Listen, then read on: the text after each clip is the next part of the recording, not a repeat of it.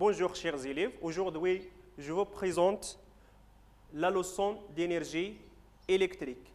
Avant de commencer, j'aimerais bien de faire un petit rappel sur les deux chapitres précédents, c'est-à-dire la loi d'Ohm et la puissance électrique. La loi d'Ohm est donnée par la relation suivante, U égale R fois E. Avec U, c'est la tension électrique en volts, R, c'est la résistance électrique, et I, c'est l'intensité de courant, ampère. On peut obtenir les deux relations, R égale U sur E et I égale U sur R. De même manière, concernant la puissance électrique, on a une relation très importante, P égale U fois I. Cette relation est valable toujours pour les appareils dont le courant continue, mais dans le courant alternatif seulement pour les appareils de chauffage. Et on peut extraire les deux relations U égale P sur E, I égale P sur U. On a aussi une autre relation, P total égale la somme des puissances des appareils fonctionnant simultanément.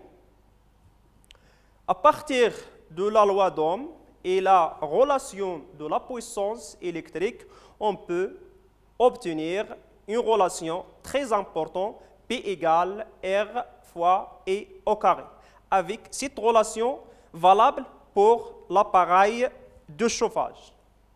Maintenant, on passe à la notion de l'énergie électrique. On a une activité, on fonctionne en fer à repasser qui porte les indications suivantes. 200 volts, 2000 watts. 200 volts, c'est la tension nominale. 2000, c'est la puissance nominale. Pendant une durée T égale 1 heure. Avant de fonctionnement, on a le compteur enregistré une énergie initiale égale 44 167 kWh. Après une heure de fonctionnement, le compteur affiche une nouvelle valeur, EF, c'est-à-dire l'énergie finale, égale 44 169 kWh. Alors, pour déterminer l'énergie consommée par le fer à repasser, il se fait de faire la soustraction entre les deux énergies, c'est-à-dire l'énergie finale moins l'énergie initiale. Et on trouve E égale E final moins E initial, 44 167 kWh moins 44 169 kWh, on trouve 2 kWh, qui égale 2000 Wh.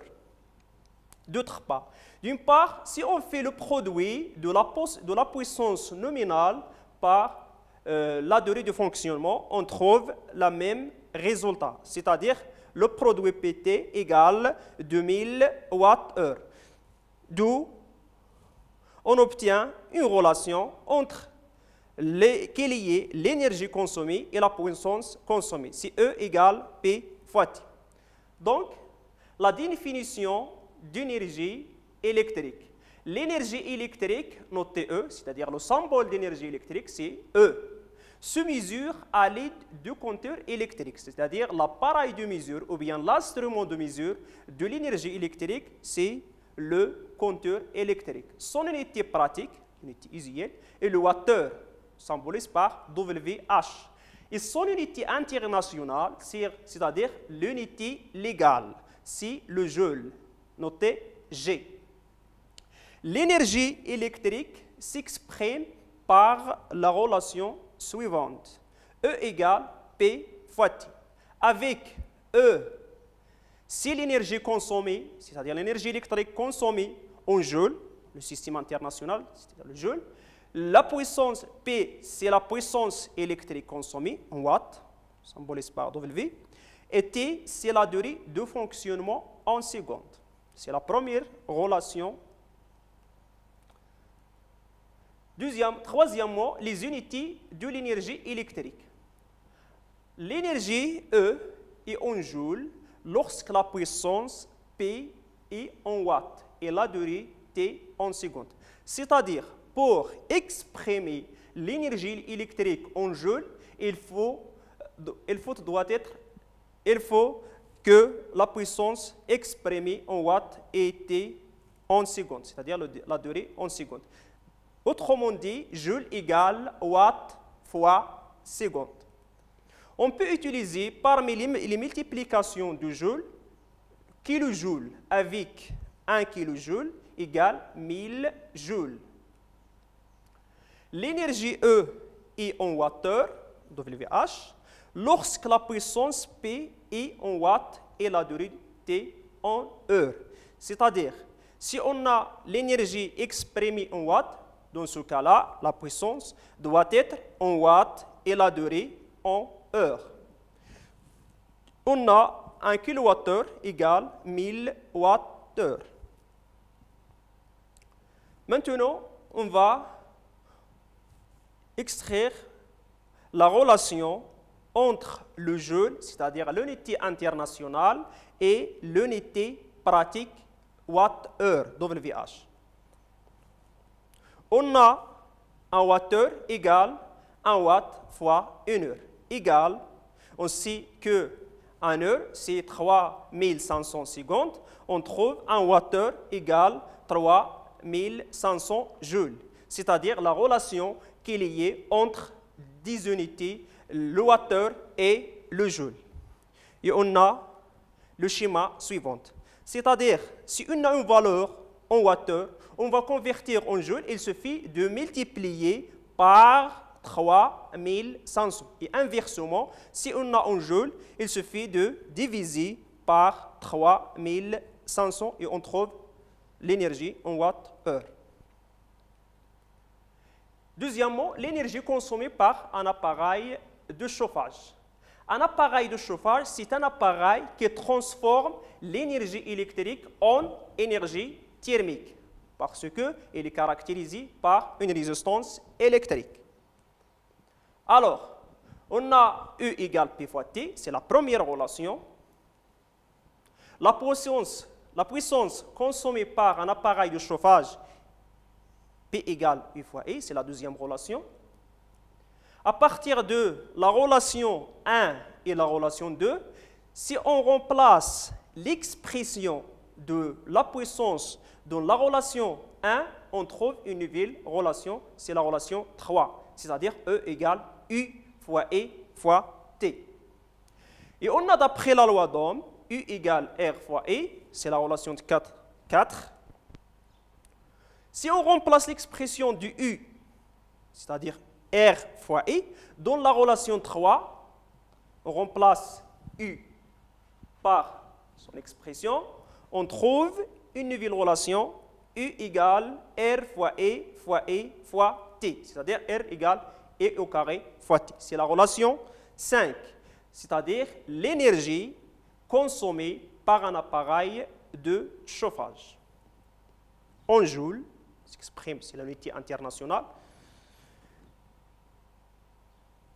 R, c'est la résistance électrique de l'appareil de chauffage en ohm, oméga. I, c'est l'intensité du courant électrique en ampères. Et T, c'est la durée de fonctionnement en secondes, S. L'énergie électrique consommée d'une installation domestique. Premièrement, compteur électrique. C'est quoi un compteur électrique? C'est un appareil qui mesure l'énergie électrique. Chaque installation domestique est composée d'un compteur électrique. Ce compteur permet d'enregistrer et de mesurer l'énergie électrique consommée. Il est caractérisé par une constante, c'est appelée la constante de compteur, qui correspond à l'énergie consommée lorsque le disque de compteur effectue un seul tour complet. On a ici l'image d'un compteur électrique. le compteur électrique est constitué de plusieurs informations, à savoir la tension électrique de 100 volts, c'est la tension électrique efficace. Ici, on a une valeur en ampères, A, c'est l'intensité de courant, c'est l'intensité de courant maximale. On a également le disque de compteur. Ce disque tourne, c'est-à-dire lorsqu'il y a la consommation d'énergie. Et sa vitesse dépend de la consommation de l'énergie. On a une valeur ici, 2020, en kWh, c'est l'énergie consommée, et kWh, c'est l'unité pratique, et ce n'est pas l'unité internationale, parce que l'unité internationale, c'est le joule. Et on a C égale 2,5 Wh par tour. C'est la constante de compteur. Maintenant, on va... C'est quoi la constante de compteur? On donne un exemple. Si on a C égale 2,5 Wh par tour, si on prend un tour, pour un tour, on a l'énergie consommée, c'est 2,5 Wh. C'est-à-dire, on multiplie un tour par 2,5, on trouve 2,5 Wh. Pour 2 tours, on a l'énergie consommée égale 5 Wh. Pourquoi? Parce que 2 fois 5, 2,5, c'est 5 Wh. D'une manière générale, pour généraliser, on a pour un tour, on a la relation suivante. C'est une nouvelle relation, E égale N fois C. Donc, l'énergie électrique consommée dans une installation domestique est donnée par la relation suivante. E égale N fois C. Avec E, si l'énergie consommée, l'énergie électrique, en watts, attention, dans ce cas-là, l'énergie s'exprime en wattheure. C, c'est la constante de compteur en wattheure par tour. N, c'est le nombre de tours du disque de compteur TR. S'exprime en tours TR. Remarque, on peut extraire à partir de la relation principale deux relations dérivées. On a le nombre de tours égale l'énergie divisée par la constante de compteur. D'une même manière, on a C égale E sur N, selon le besoin, c'est-à-dire dans les exercices. Lecture d'une facture d'électricité. Une facture d'électricité comporte plusieurs informations. Par exemple, l'ancien index, c'est-à-dire l'énergie initiale ou bien l'énergie enregistrée par le compteur avant le fonctionnement ou bien avant, c'est l'énergie initiale en kilowattheure. Neuville index, c'est-à-dire l'énergie finale. Et pour trouver l'énergie consommée, il suffit de faire la soustraction, c'est-à-dire la différence entre les deux index. On a E égale E final moins initial. On a également le frais de consommation. Il suffit de multiplier l'énergie consommée par prix unitaire. Le montant total à régler, c'est le frais de consommation, c'est-à-dire plus les taxes. Exemple, la figure ci-dessus représente une image d'un compteur électrique d'installation domestique pendant deux périodes différentes du mois mars. On a au 1er mars une valeur, 2020 kWh. À la fin de mars, on trouve une nouvelle index, c'est-à-dire l'énergie finale égale 2970 kWh. La première question, c'est de déterminer ou bien de calculer l'énergie électrique consommée pendant ce mois. La deuxième question, déterminer le prix de l'énergie consommée, sachant que le prix unitaire égale 0,80 dirhams. Première question, l'énergie électrique consommée pendant le mois de mars, il suffit de faire la différence entre l'énergie finale et l'énergie initiale. Et on a E égale E final moins E initial. On a E final égale 2 1970 kWh.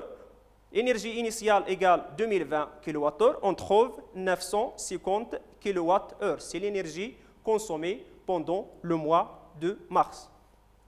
Le prix de l'énergie consommée, on a l'énergie consommée multipliée par le prix unitaire, on trouve 760 dirhams.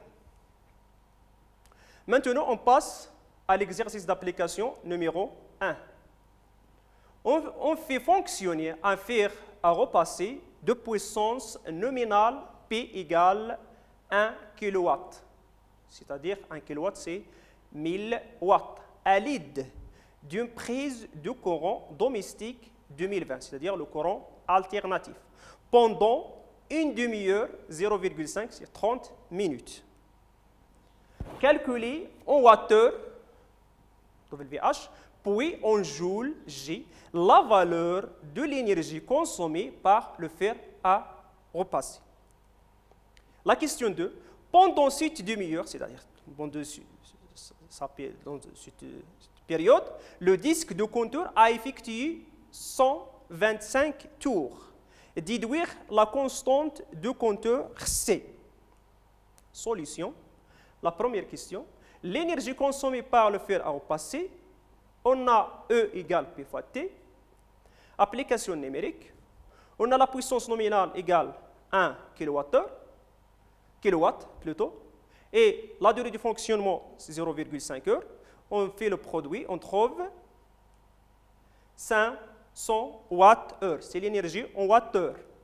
Pour convertir cette valeur en joules, il suffit de multiplier par 3500.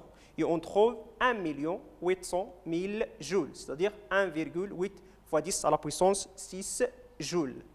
La question 2 détermine la constante de compteur C. D'après la relation E égale N fois C, C égale U sur N. L'application numérique, on a C égale 500 Wh divisé par le nombre de tours, N, on trouve 4 Wh par tour. C'est la constante de compteur. Le deuxième exercice, sur une plaque signalétique d'un chauffe-eau, on trouve les indications suivantes. 220 volts, 1000 watts. La première question, que signifie chaque indication? C'est-à-dire, qui signifie 200 volts et qui signifie 1000 watts.